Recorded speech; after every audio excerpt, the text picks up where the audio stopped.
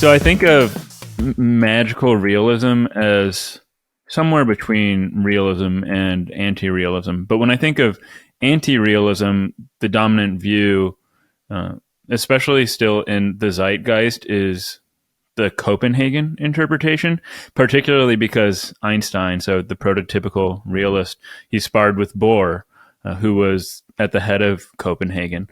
And before we move on, how do the anti-realists like Bohr respond to what for us are these troublesome dimensions of quantum mechanics? So non-locality, entanglement, contextuality. Yes, very well. Well, you should look at Bohr's example.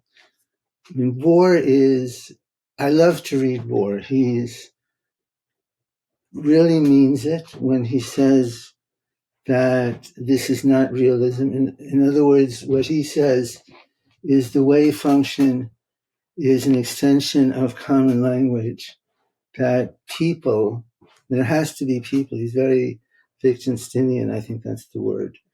In terms of that the purpose of science and what science is for Bohr is an extension of ordinary language, where people talk to each other about what they observed in their electrons and molecules and so forth. And the language that they use is supposed to have nothing to do with what's actually real in the system.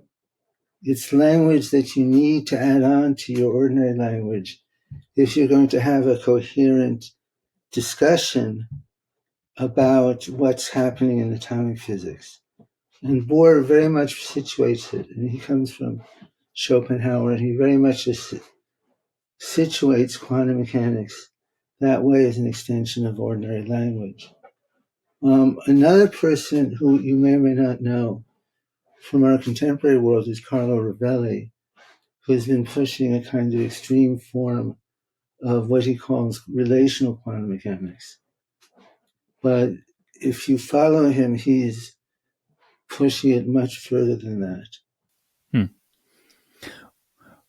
Well, I know that Carlo is a longtime collaborator and friend of yours with loop quantum gravity and so on. And I was actually going to get to relational quantum mechanics a bit later, but since you bring it up, I was under the impression that relational hidden variables were something that you're very much in favor of. Yes.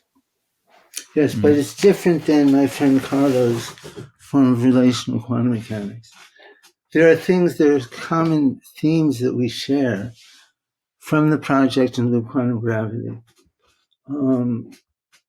Relationalism, as in Leibnizian relationalism, and we can talk about it, what it is the core of what Carlo and I do. It's the core to how we coded in the various technicalities in loop quantum gravity. And I turn left from somewhere there to realism, and he turns to what he calls relationalism. And of course, he says that he's a realist, but what he means by reality is quite different. And I think I'd leave that to him to explain.